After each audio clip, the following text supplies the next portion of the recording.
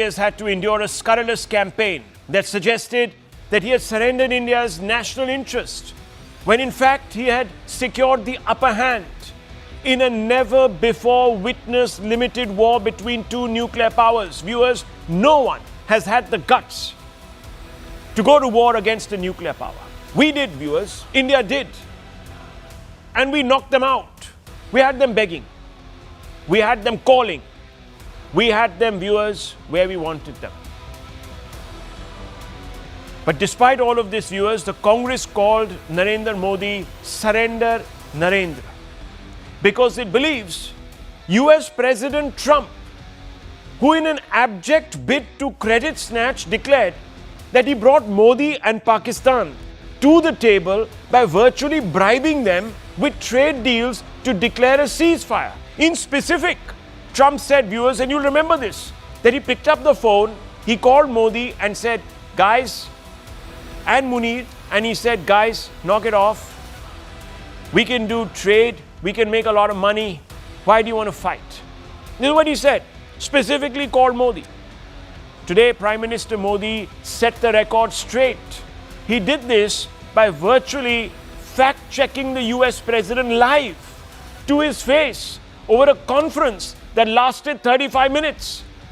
Interestingly, the conference call was initiated by President Donald Trump. So Donald Trump picks up the phone and said, let me speak to my old friend Modi. Modi took 35 minutes to tell him, excuse me,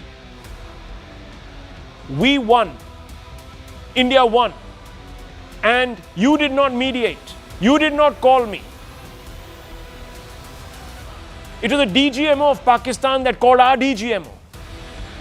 Viewers, everything that has been said by Trump to mislead the world, everything that has been echoed by Congress to steal the glory from our armed forces, viewers, the Prime Minister contradicted to Donald Trump's face and he couldn't bring himself to disagree. He kept quiet. In fact, he said, why don't you come over when you're leaving Canada? Don't go to Croatia, come, let's sit and have a chat. And the Prime Minister said, thank you, but no thank you. We'll do this somewhere in the future. And he didn't even, viewers, offer when. So Prime Minister Modi has held his ground. He said no to a person who doesn't like to be told no. And he fact-checked Donald Trump in front of his entire administration on that phone. Viewers, listen to this. On Saturday, my administration helped broker a full and immediate ceasefire, I think a permanent one, between India and Pakistan, ending a dangerous conflict of two nations with lots of nuclear weapons. प्रधानमंत्री मोदी ने जोर देकर कहा कि भारत ने न तो कभी मध्यस्थता स्वीकार की थी, न करता है और न ही कभी करेगा.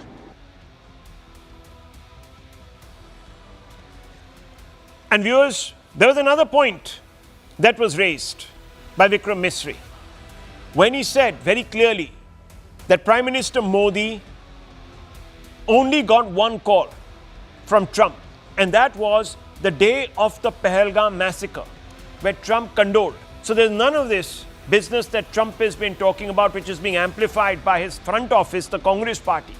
Viewers, obviously, to suggest that Trump called Modi and said, you back off, I'm paying you some money. I'm going to pay you some dollars. Listen to this, viewers. And all of a sudden you'll start seeing missiles of a different type.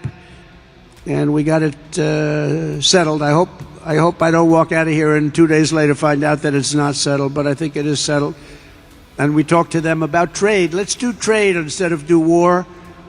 And Pakistan was very happy with that, and India was very happy with that. प्रधानमंत्री मोदी ने राष्ट्रपति Trump को स्पष्ट रूप से कहा कि इस पूरे घटनाक्रम के दौरान कभी भी किसी भी स्तर पर भारत अमेरिका ट्रेड डील या अमेरिका द्वारा भारत और पाकिस्तान के बीच मध्यस्थता जैसे विषयों पर बात नहीं हुई थी. There you go, viewers. It's clear as day. That's Vikram Misri telling us what transpired. Until now, viewers, there has been no State Department statement contradicting what Prime Minister Modi has said or what Vikram Misri has made very clear to the entire world. And what does this conversation tell us? That Trump never called to offer a trade deal for ceasefire deal. That was a lie. The only time Prime Minister spoke to Trump was the day of the Pahalgam massacre. And that too only to condole and offer any support.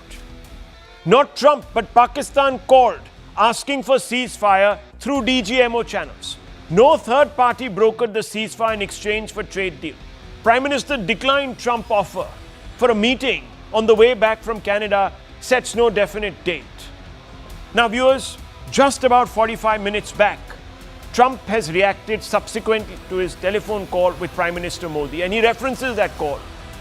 After speaking to Prime Minister Modi, Trump has said that it was the Pakistani military chief who was the one who cooperated with him, with the United States, to enable the ceasefire. So basically, viewers, this is what happened. Trump picks up the phone, perhaps speaks to Munir. Munir grovels, says, "Salam, sir.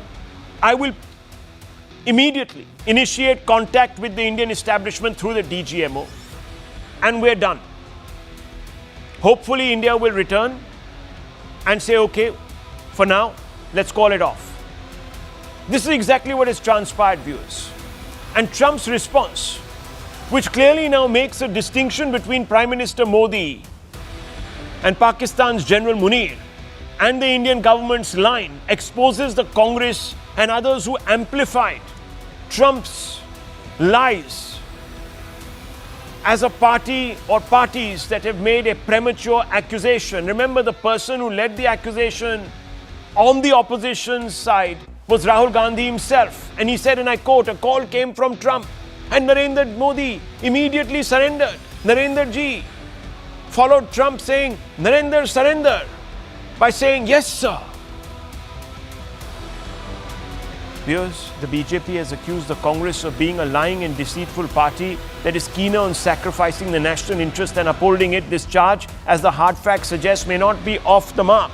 Let me tell you, the Congress has been fact-checked, spreading misinformation earlier too. In 2017, it claimed that Modi's NDA had ceded land during Doklam standoff, only to be proven that they were wrong by third party that used satellite imagery, viewers, to show that no land had been ceded.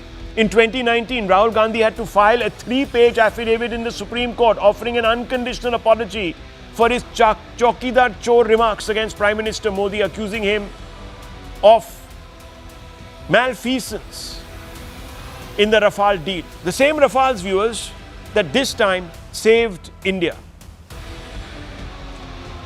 and delivered the biggest jolt to Pakistan. In 2021, the Supreme Court rebuked Rahul Gandhi for alleging without proof that RSS was behind Mahatma Gandhi's assassination. Viewers, there are many such examples. In 25, which is this year, Supreme Court pulled up Rahul Gandhi for irresponsible statements against Veer Savarkar.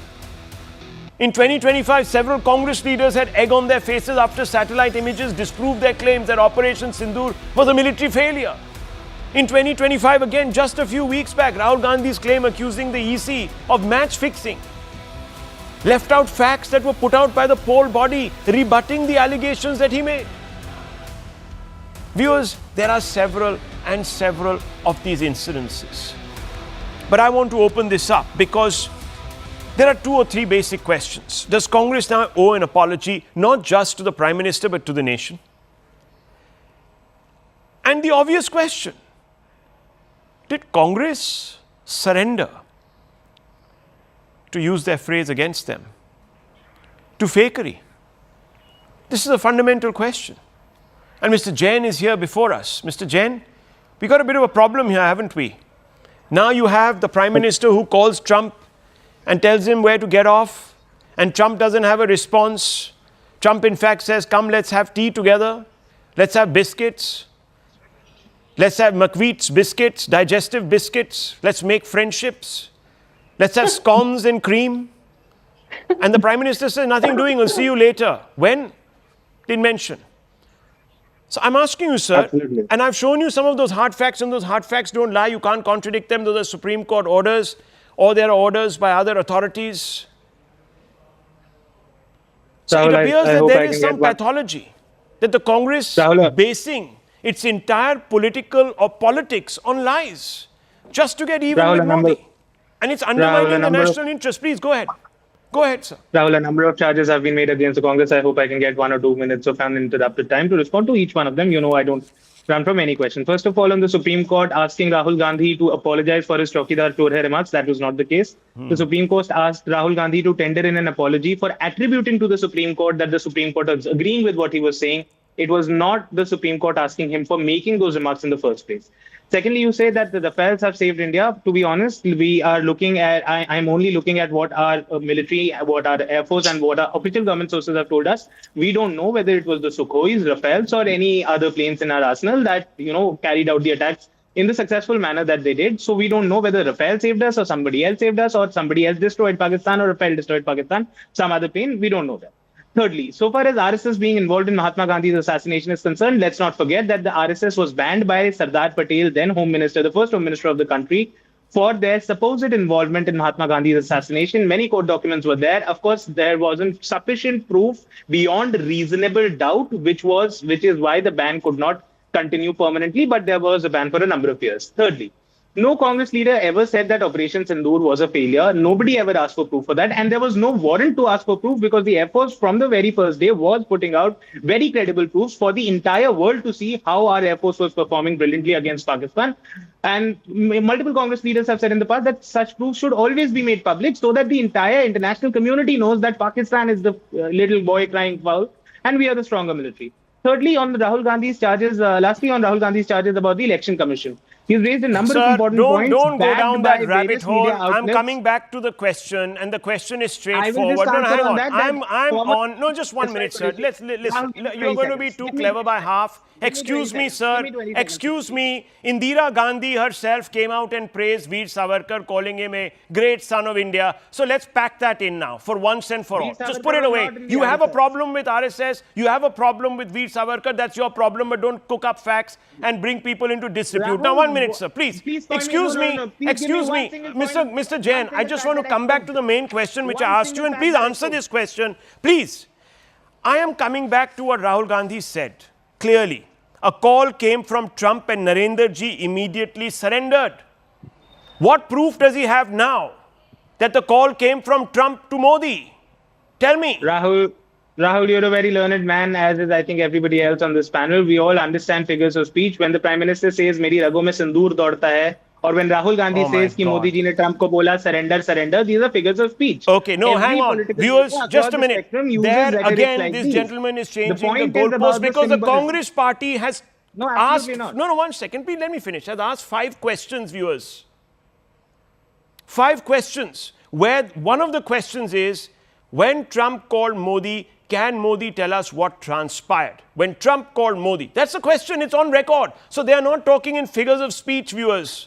They're asking a specific question based on a specific claim, or a lie rather, made by Mr. Trump without adducing facts in order to spread all sorts of misinformation. I'm not going down there now, viewers. Rahul, you see the difference. You see the difference. I'm very glad that we're now at least accepting that Donald And you know Trump what happened is a today, liar, viewers? is an idiot, Can I say something? and is somebody 1 who second. I should want not to show be you a campaigned picture for. right now. I want to show you a picture. And that picture is of Jairam Ramesh holding his mobile phone, if you please. You see, viewers, why is he holding that phone up? He says, look, Trump has put out a release. His office has put out a release. That's what he's doing with that phone. He's put out a release contradicting the Prime Minister.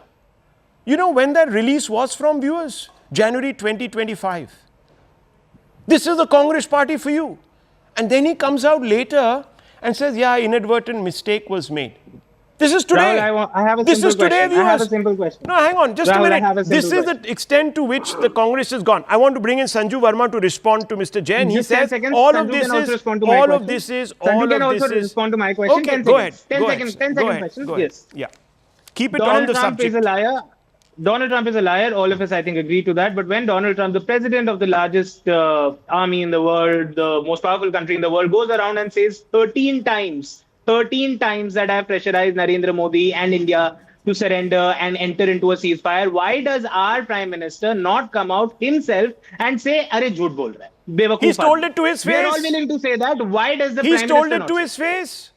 There's a person who matters. He's told him to his face. What else do you Who? need? When?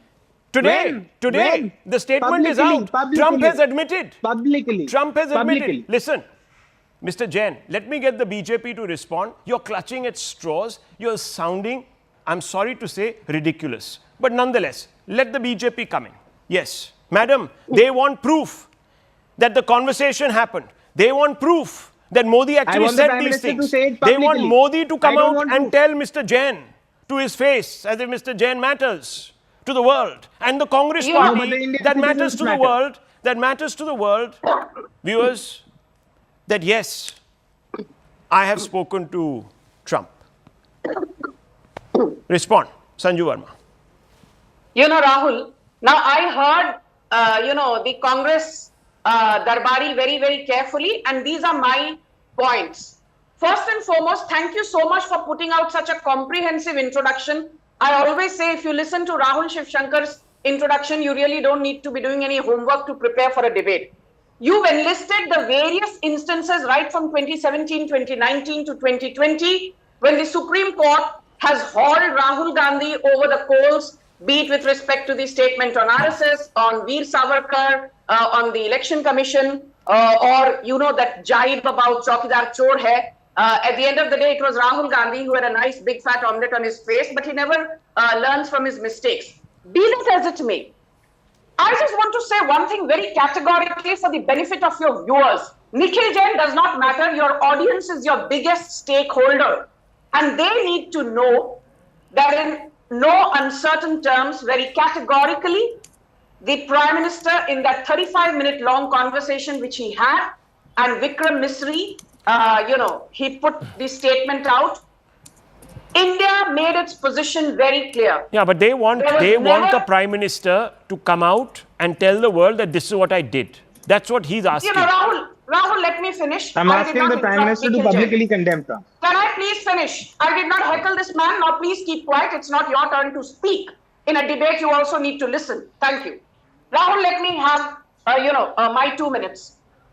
The fact of the matter is, when Vikram Misri speaks, he's not speaking in his individual capacity. He's speaking on behalf of the government. He's speaking on behalf of the Prime Minister and his cabinet. He's speaking on behalf of the External Affairs Ministry. So when he says, there was a 35-minute long conversation where Narendra Modi said, we have never encouraged any form of third-party mediation with respect to India and Pakistan in the past, nor is there any scope of any third-party mediation between India and Pakistan in the future. I don't see any reason why I should not be taking what Mr. Misri says at face value. And let me say No, because one the more Congress says you shouldn't be trusting your government blindly. I mean, no Indian citizen can or should be trusting their government blindly, because that blind faith can also be problematic. So he's saying, look, if that is the case, why doesn't the Prime Minister just walk out, hold a press conference or what have you, issue a statement himself, signed by himself? This is what he's saying. Rahul, I heard that. I always wait for 8 to 10 minutes for my turn. And I expect not to be indulged, but at least to be given a fair chance to express what the party's standpoint is. Let me make one thing very clear. Who are the people who are questioning Narendra Modi and making those juvenile jibes, Narendra surrender? It is Rahul Gandhi, a man who's led his party into 3 Lok Sabha losses Leader and of opposition disasters. of the Lok A Sabha. man called, please shut up. I did not heckle you. Shut up now. I will not take Let's this not rubbish from you. speak over each other. Let her finish. Can I please? But that has nothing to do right now. Rahul, I don't understand. What's your problem? Either you don't call the BJP, the moment you start speaking, you have... No, I'm not saying that. I'm only asking you that this is a Can I please specific finish? response that they want from I'm you. giving a specific response, but Okay. I don't like it when you keep interjecting Okay. me. Make Because your it point. chain of thought. Make the specific reason. I'm sorry about that. I'm not Albert Einstein. Sorry about that. I'm Go a ahead. very, very lowly mortal. I need my time without I being get heckled it. by you. I get it. Make your Yes. point. Make your point. Yeah. My limited point is this. Who are the people who are today questioning Narendra Modi, his foreign policy, the credentials of Jaishankar? Rahul Gandhi, who's lost for his party 3 Lok Sabha elections and more than 91 big and small elections. Jairam Ramesh, A man, when he was the environment minister, he sat on one file after the other, leading to more than 10 lakh crore worth of NPs. A man called Pawan Khera, who was the Man Friday and nothing more, nothing less of Sheila Dixit. A woman called Supriya Srinath, who's not able to even showcase a 1.5-minute video while putting out a presentation, and she has the gall and audacity to question Modi's foreign policy. My simple point is this. Yes. A couple of months back, not very long back, Donald Trump said, Modi is a brilliant negotiator, one of the best, even better than me. The Congress said, oh, why should we believe Donald Trump? Donald Trump has also in the past said, and this video is viral on social media, that when I offered to intervene, when there were problems between India and Pakistan, Modi said, no, I will handle this on my own. At that time, Jairam Ramesh said, why should we believe Donald Trump? Donald Trump so selectively, you're saying selectively the Congress chooses to believe what it wants to believe when it comes out of Trump's mouth. If it suits their agenda, they believe him. If it doesn't suit their agenda, they don't believe him. Dr. Raman, let me bring in Dr. Raman and let me bring in Mr. Iyer, Mitra. Yes, Dr. Raman, look, one of their spokespeople, Pawan Khera, very voluble gentleman, you know him quite well. Sindoor ka sauda, he said, for ceasefire. Today, Mr. Modi called Mr. Trump and has set this record straight. There was no sauda, there was no trade deal offered, there was no talk about that. The Prime Minister has made it very clear. He's put it out, he's put his name to that statement. What's the problem? Rahul, first of all, I feel very sorry for the entire media today. And it was always going to be a very high-risk strategy, the one that Mr. Misri, the statement that Mr. Misri put out, because at some point, Mr. Trump was going to be asked about it. Today, even without being asked about it, in an indirect way, he brought it up on his own and said, I stopped the war. I mean, I don't know if you've seen this, the press interaction that he had about an hour and a half ago. And if you see it, you can play the tape out. It is clear as crystal. It is clear as crystal. In fact, he goes about it and he is actually quite upset that the American media did not write a story about it. In fact, he goes on to say, did you people write about it? And he goes around asking people, no, you didn't write about it. You didn't write about it. I stopped this war because it's fake. Nuclear nations. Any self-respecting journalist will not write fake news. No journalist said that. No journalist said that. That's implied. That's implied. Now, hang on, just a minute. Dr. Raman, I actually quoted Mr. Trump. You didn't listen to me in my introduction. I said he responded. No, man, listen what he said. Now, viewers, I'm playing out his remark. I will. One second. This is what he said. One second. Yes. He said, I stopped the war between Pakistan and India. I love Pakistan. I think Modi is a fantastic man. I spoke to him last night. So this much now is clear that conversation took place, that Modi called Iyer Mitra, that Modi spoke to Trump when Trump initiated the call. Okay, viewers?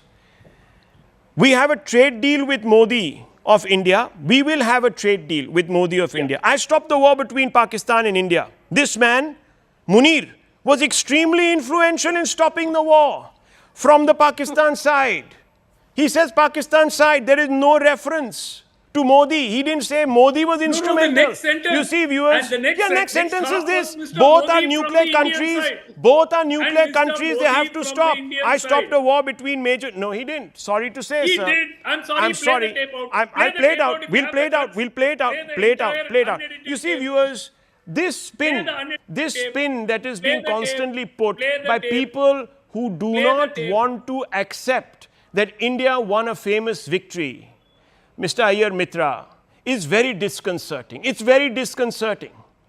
Yes, you can quibble with the fact that we didn't go and walk into Lahore and pull Munir down into the gutter and murder him and take away the nuclear weapons as if they are, grandma's heirlooms and come back home with them on a bicycle. Fine. You can have a problem. If you're delusional, you can do that. Fine. And let me see if ever Rahul Gandhi musters the courage to even do 1/4 of what has been done. But Iyer Mitra, on the point that Rafales were not used, on the point that everything is fake, we don't even know if we did bomb eventually those sites that we did. What's your response to this?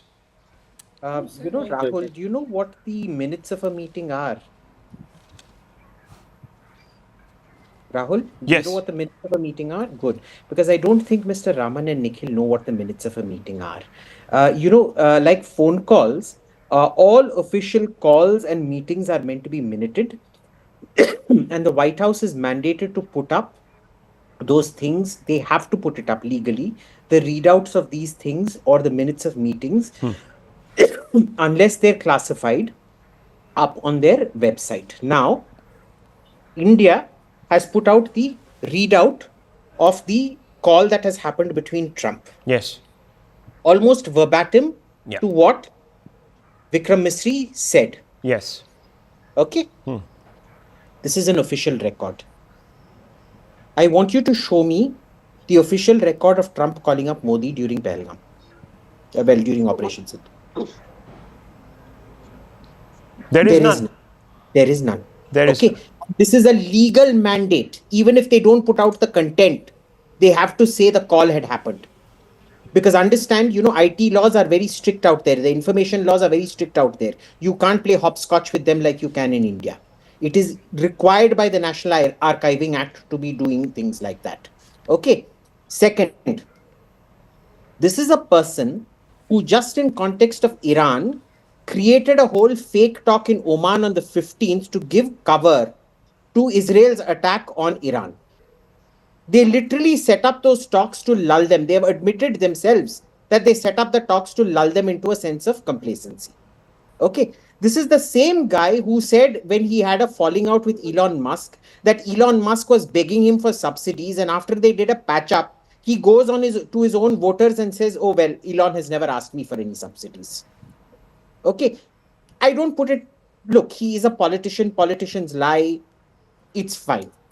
My issue here is, why are these two so eager to believe whatever he says when in fact, and Nikhil, correct me if I'm wrong, you are a lawyer, correct?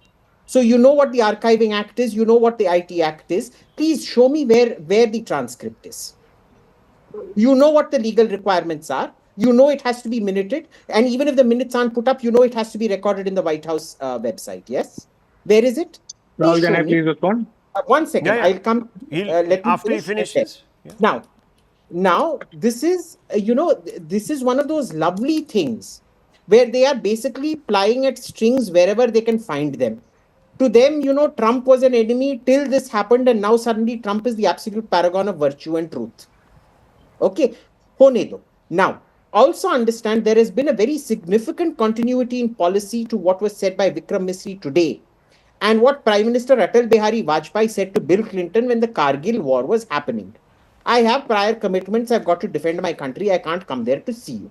Pakistanis, on the other hand, the moment they get thrashed, they have a history of running to Washington, D.C. to seek some kind of blessings, protection, whatever. True. I can tell you, Nawaz Sharif wasn't put up in Blair House and invited to meet President Clinton because Pakistan won the Kargil war. The last I checked, they did not. Okay. The second thing has been, India's position has always been we rejected mediation. I suspect Modi turned down an invitation to go to Washington because they suspected that Trump would try to mediate. This is not the first time. Even in Trump 1, he had offered mediation. Yes. Right? And lastly, I'm sorry, just a personal question to Nikhil. There was that embezzler in the Congress social media cell. I don't know, they were caught pilfering half the funds meant for YouTubers. What happened to that investigation? Okay, Mr. Jain, quick response to the question that was asked, the first one. Did the YouTubers get the money? Or has the embezzler been... Because I heard Rahul Gandhi found out who the embezzler was because that investigation was set up by the Maharashtra president. So I don't know about any investigations. I'm not an official member of the Congress party, so I won't know. So far as the important question is raised, that how is Donald Trump now a paragon of virtue? I don't think anybody in the Congress, whether it's Rahul Gandhi or anybody else or me, nobody is saying that, Donald Trump is a paragon of virtue or he always says the truth.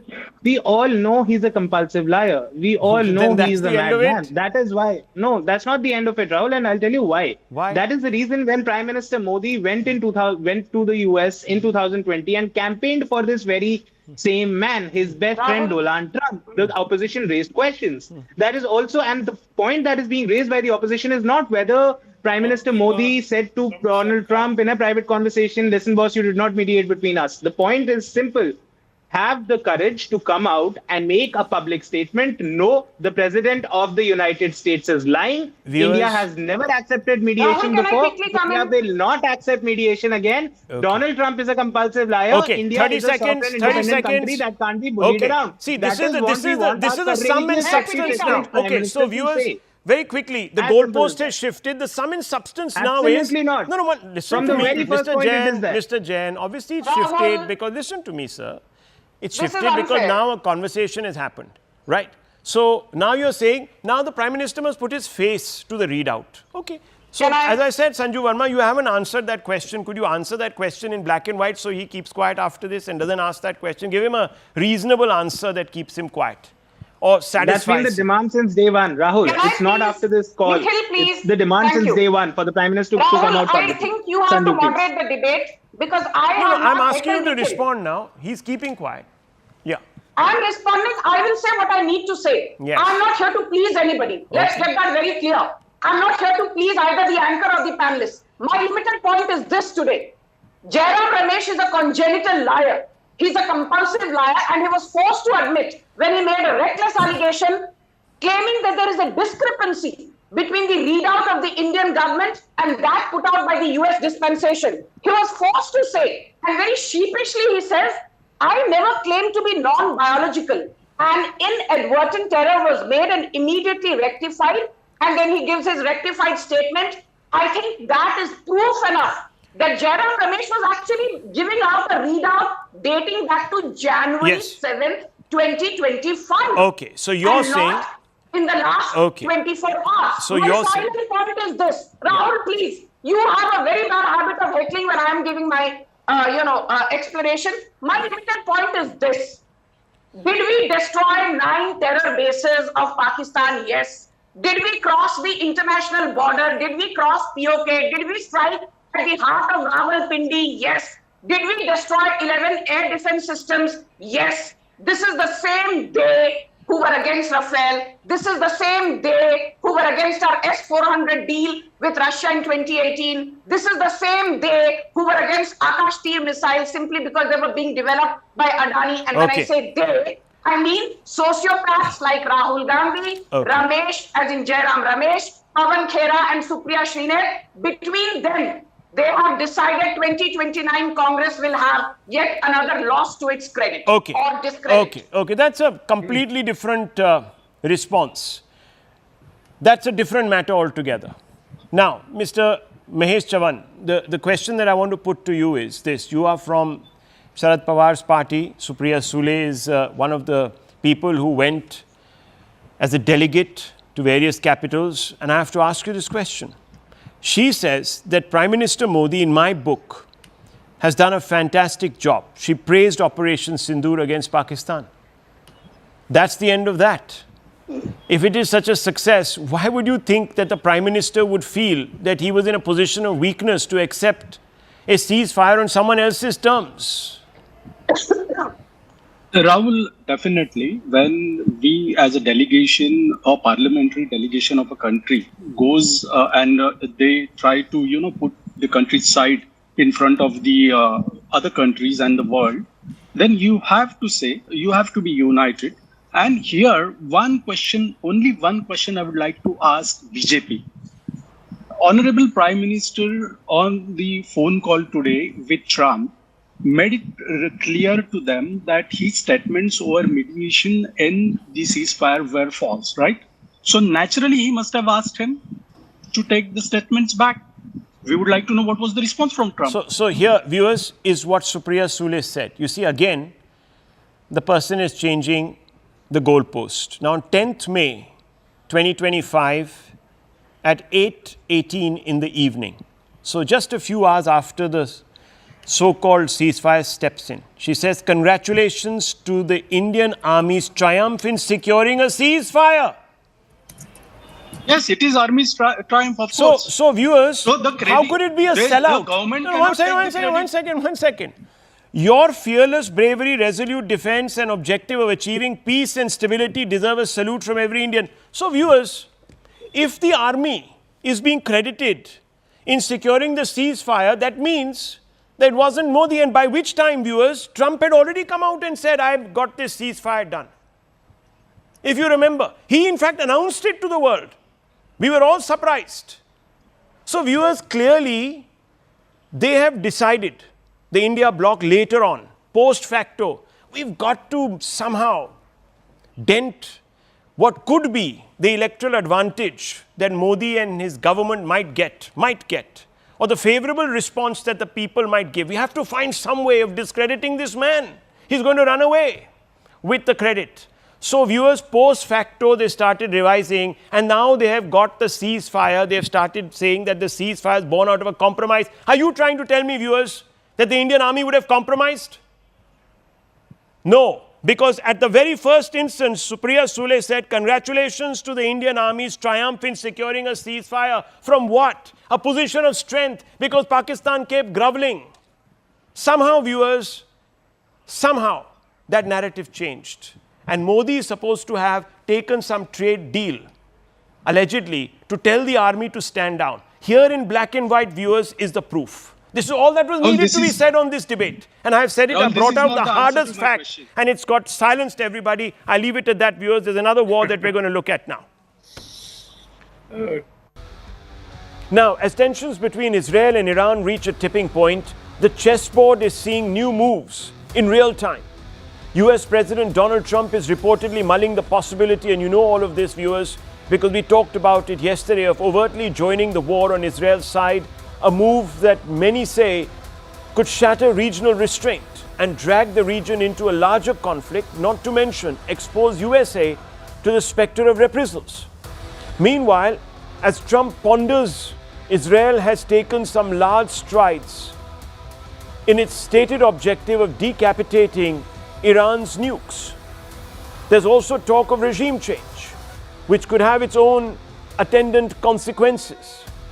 Now let's talk to Ian Bremmer, political scientist and founder of the Eurasia Group, to unpack the stakes, the viability of regime change, the limits of Israeli intelligence strategy, and why the West chooses to punish Iran and platform partner Pakistan, a nuclear-armed Islamist republic with a long history of supporting transnational terror groups that have struck globally. Let's go straight across to Mr. Bremmer. Mr. Bremmer, thank you very much for speaking to me this evening. It's obviously an important day, tipping point, some people are calling it, in this conflict. We're now being told that President Trump is mulling all sorts of options. First of all, how do you see this playing out? Will this lead to likely escalation? How dangerous? Will even Trump step in? Or is he trying to, as he always does, up the negotiating stakes? I think the likelihood that the Iranians will give Trump what he wants now in a time frame that's acceptable is very low. He has essentially said surrender to the Iranians. The supreme leader said never going to do it. The Iranians are getting attacked. The head of the negotiations on the nuclear engagement was assassinated by Israel. So, I mean, you know, I think it's possible, but it's very unlikely. And barring that, I think it feels to me that Trump has basically made the decision that he's going to go in. Now, going in doesn't mean a ground war, and going in doesn't necessitate lots and lots of strikes, because Israel's already doing that. As you know, there's only really one major objective that is required in Iran that Israel can't do itself, and that is this critical nuclear facility in Fordow, which the Americans have the bomb for, and the Americans have the aircraft to deliver it. Israel has neither. I think that's going to happen. I think that's going to happen in the next 48, 72 hours. I think that's why the U.S. has announced the evacuation of its embassy in Jerusalem through Friday, and then it's closed on the weekend. So that seems to be the time frame.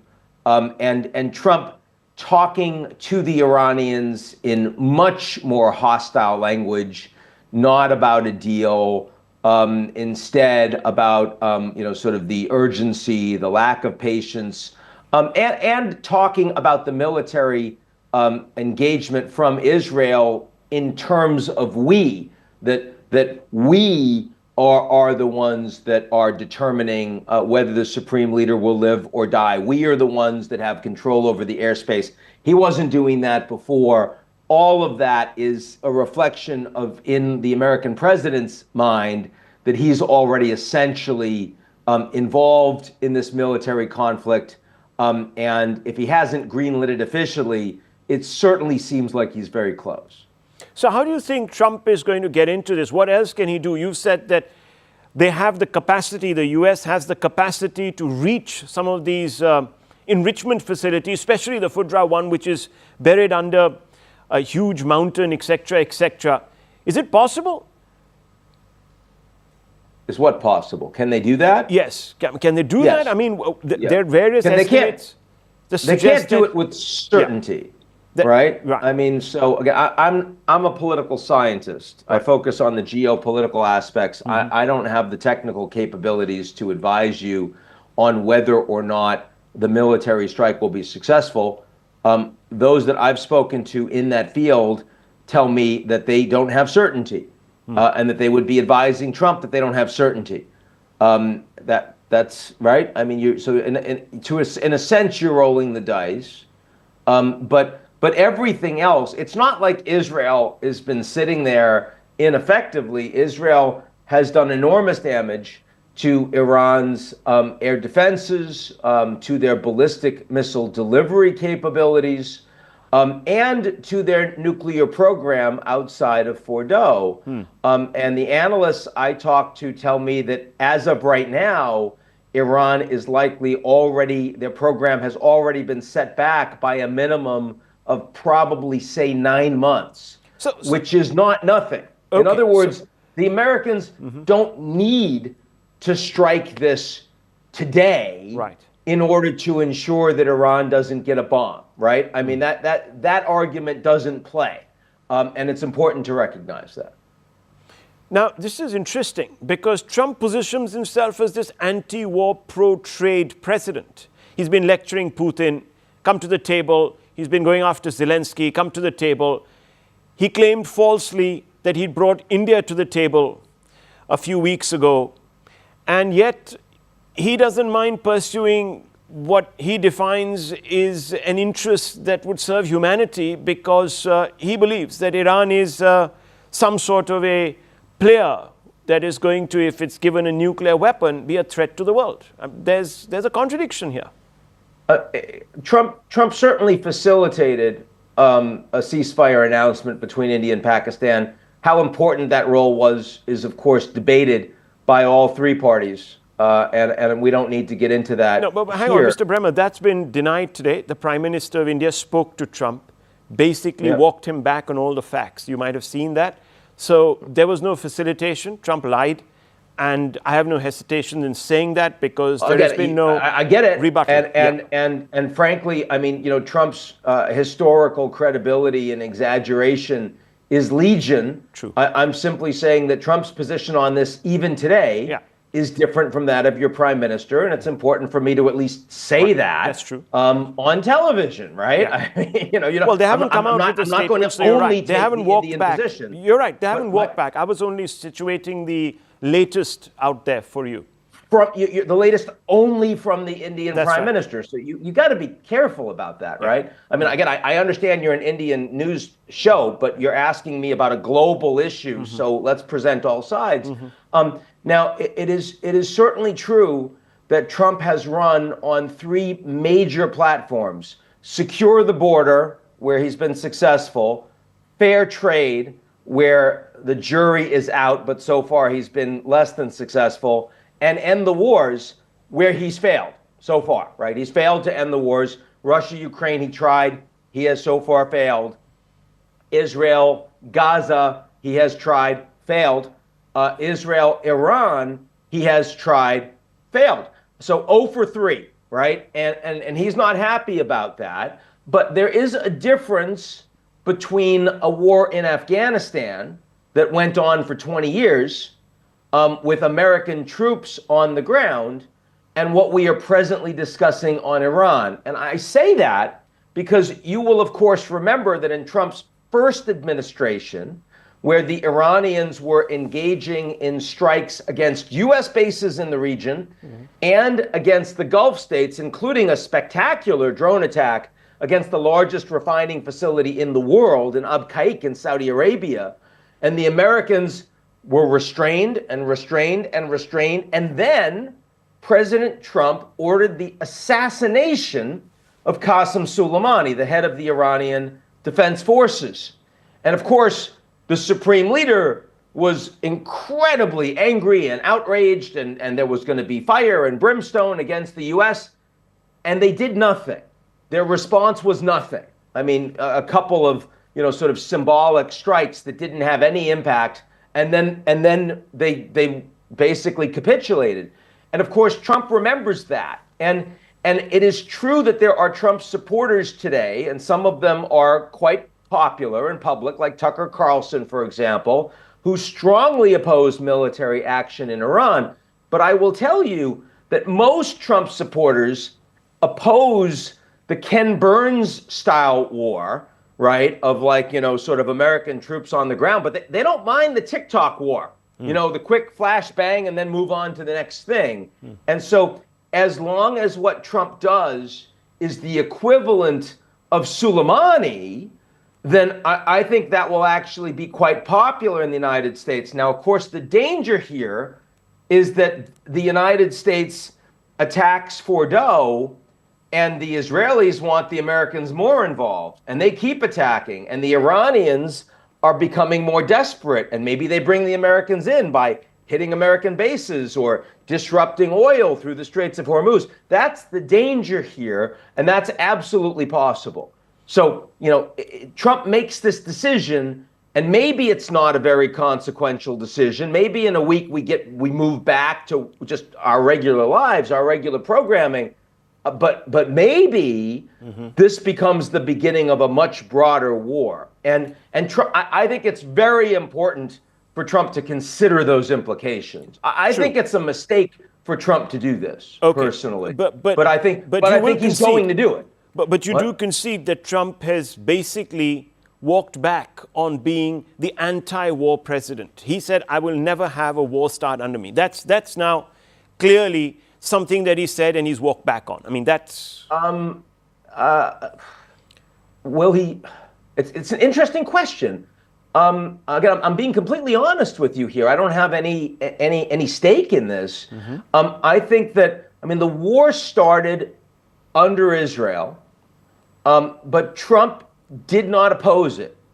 That's right. And that's inconsistent. Trump basically greenlit the Israelis striking. Because if someone has, look, be very honest with you, I support the action to denuclearize Iran, even though I think there is a fundamental hypocrisy here. Look, there are certain states that are allowed to have nuclear weapons and certain states that are not allowed to have nuclear weapons. Yeah, North Korea, for example. So there's a hypocrisy, and I recognize that. Example, but I'm looking at it from an Indian perspective, strategic depth, this, that, the other. The Islamic bomb, another state with an Islamic bomb that exports terror, cultivates terror groups that actually have warned India about Kashmir and so on and so forth. So I'm coming from that perspective. But Mr. Bremer, I have to ask you this question. It's a worrying one, because as we speak, Trump is meeting with General Munir, who has just elevated himself to field marshal.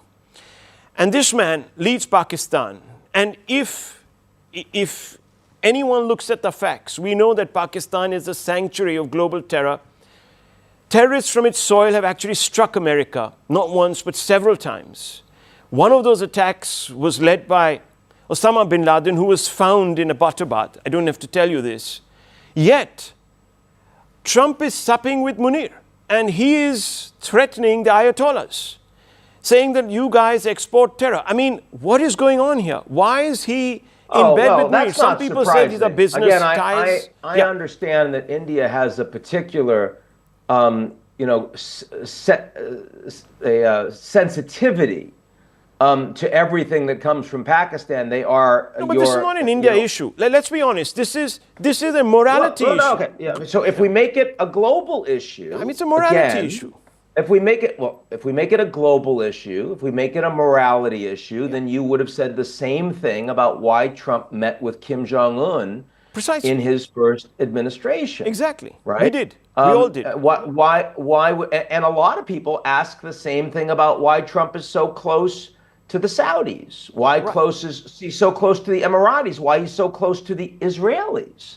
And of course, the United States itself has a history that is not quite Canada, right? In terms of, I mean, we can look at Guantanamo and we can look at Abu Ghraib and, we can all sorts of things, rendition to black sites. I mean, the United States doesn't have its hands clean in these issues. But what we know about Trump is that he's completely indifferent to the idea that the United States somehow shares values with other countries, and therefore he should preference them. That is not the way Trump does business. When Trump was running for president the first time and he refused to criticize Putin, and at which India does a lot of great business with the Russians, of course, and they don't seem to mind, including defense business, and they don't seem to mind that Russia is led by a war criminal. India seems fine with that.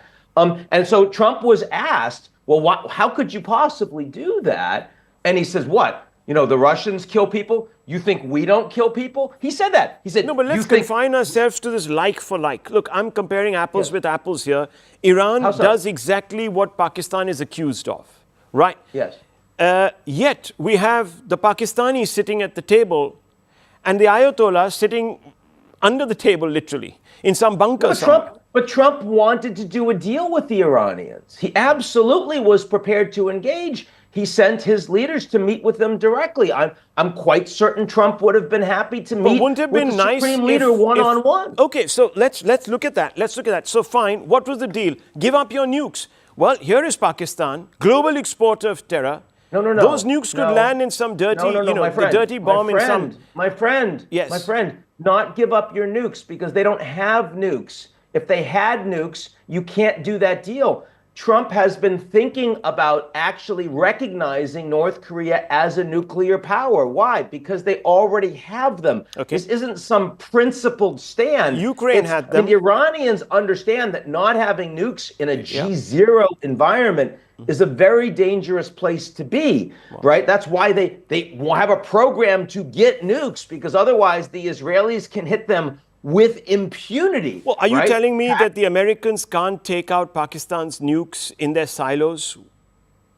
I'm telling you that no one is considering an attack on either Pakistan or North Korea's nuclear weapons. That Trump in particular has a fear of countries with nukes and their ability to use them, their ability to deploy them, their ability to secret them away and have them used against God knows what. Yeah, I think that there's no one serious that would consider at this moment. It's a very important point. You're making a very important point because the message that is now going out, whether you're Ukraine or you're Iran or anyone else that is watching this, you need nukes. Yes, you need. So basically, if America enters this to defang or whatever else to retard the capacities of the Iranians from making nukes or what have you, the world is going to be getting this signal that let's race and make nuclear weapons. No, come on. You think that Gaddafi getting assassinated did not send that message? That Libya, you think they need Iran to take that message away? You think Saddam Hussein, didn't teach people that message? If you don't have nukes and you act like a rogue, or you are being threatened by a pariah, you are in serious trouble in a G0 world, of course. That's not a new lesson, my friend. So then let's move the needle forward in our conversation. This is very interesting, and I'm glad that I'm sort of asking some of those questions that perhaps have struck a lot of us here in India. Regime change in Tehran is another big conversation that is taking place. What do you make of this? Are we, is this an option? Or is it a fantasy pushed by hawks in Tel Aviv and perhaps some in DC? To the extent that it's an option, It is a potential option for the 92 million people of Iran. It is not an option for Israel. It's not an option from the air. It's not an option with drones and ballistic missiles and bombs. That's not how you engage in regime change. They can kill the supreme leader. Sure, he's 85 years old. There will be another.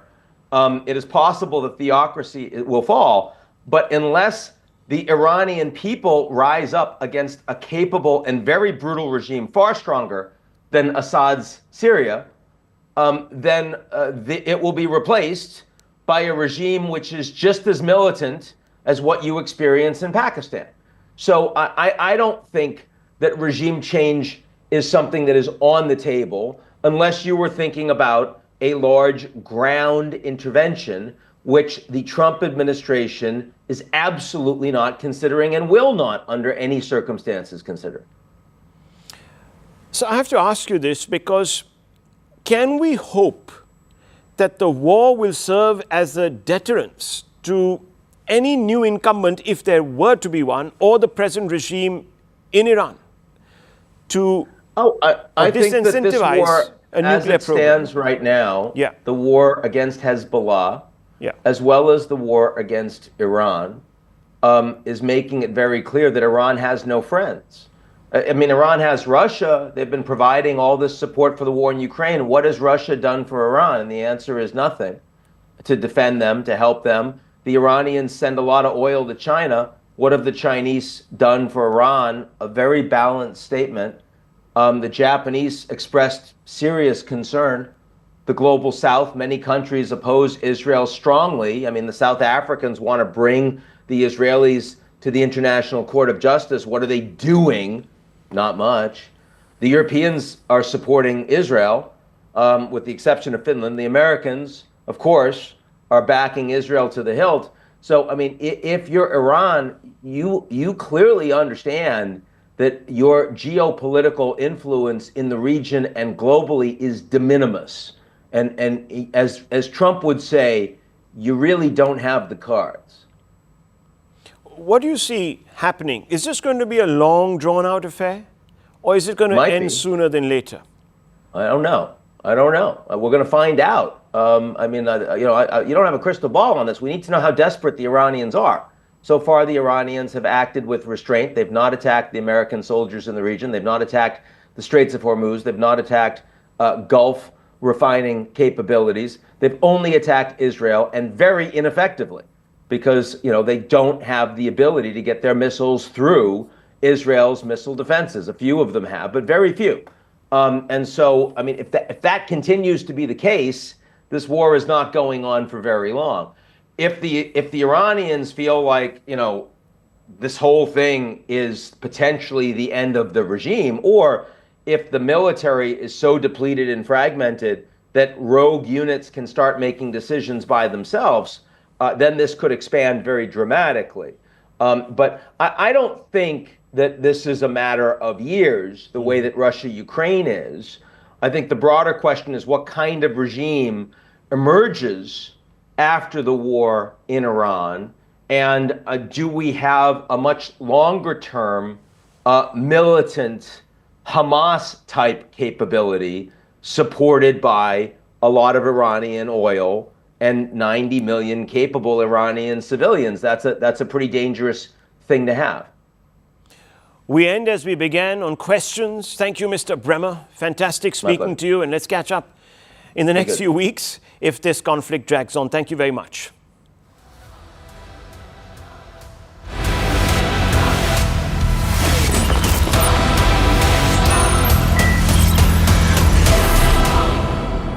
Dangerously. This is News 18 Network.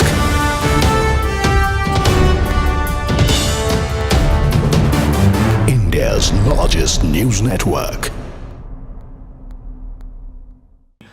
First things first, please help our viewers understand what is Israel's ultimate objective in this war, which is now into its sixth day. Is it to end the Iranian regime, or is it to completely finish off Iran's uranium enrichment program? Our aim is to remove a double existential threat. The threat is of course, the Iranian nuclear program, which came very close to nuclear weapons, which, of course, we cannot allow to happen because this country is openly and publicly declare it want to destroy, it want to eliminate the state of Israel, and it also taking steps in that context. So this is simply impossible. And the second threat is ballistic missile program, which is already in huge numbers, but they have an intention to have a mass production, to have in a very short time 10,000 ballistic missiles. For a small country like Israel, it will be unbearable. So we went out and we took this historic decision as a last resort in the last minute in order to save ourselves from the risk of elimination. And this is what we had no choice but to do. We didn't put as an objective the change in the regime. We put as the objective the remove of the threats. And the issue of the regime can be a result, but it's not an objective. It's totally in the hands of the people in Iran. Before you started this mission, what was the assessment given to you by your intelligence community as to how soon they believed Iran would procure a nuclear weapon? Because the American intel seems to suggest that it would have taken Iran perhaps years to procure a nuclear weapon. No, that's not right. First of all, in terms of the enrichment, they are very advanced. They have enough materials for 9 atomic bombs before we started this operation. In terms of weaponization, they already also began to make a progress. And we thought that it might be an issue of 6 months, maybe less than that, until they can have a nuclear bomb. You always must take into consideration the fact that you cannot know everything. And this is very risky when you are at that point. After we saw that negotiations hadn't brought any results, after we saw that the IAEA report was clear that they are breaching their commitments, after the IAEA declared and stated that they are in a state of non-compliance, there was no reason to just to sit and wait that they will have atomic bombs. That would be a crucial mistake. So we acted in the right time. Maybe we acted too late, but we surely didn't act too early. What do you want the role of the United States to be in this war between Israel and Iran? President Trump put out on social media some hours ago asking for unconditional surrender of the Iranians and the Iranian leader in particular. The Iranian leader has now responded. He has spoken in a televised address to the nation, and he said there's no question of surrendering. First of all, the objective of the American administration is similar. They said very clearly that Iran cannot have a nuclear weapon. They said that they are against Iranian enrichment. In context of what America will do, it's an American decision. We are not speaking on behalf of the US. We, as Israel, will do our utmost to prevent it. I can tell you that already what we did delayed this threat for a significant time. And we are only, I can only say that we are thankful for America in what they are doing in helping in defense. Other decision will be taken by President Trump. What about the reports of mass casualties to civilians, not just in Iran, where the ministry there says more than 200 have died, but even in Israel, Israeli citizens?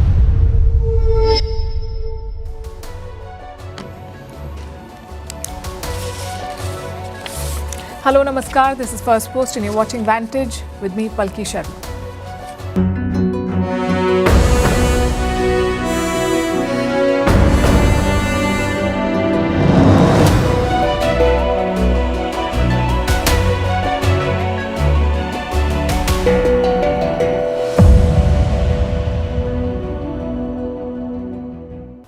Donald Trump has a lot on his plate right now. A war in Ukraine, a war in West Asia, dozens of legal cases at home, and a full-blown trade war. In the middle of all of this, guess who he's hosting for lunch today? Pakistan's Army Chief Asim Munir.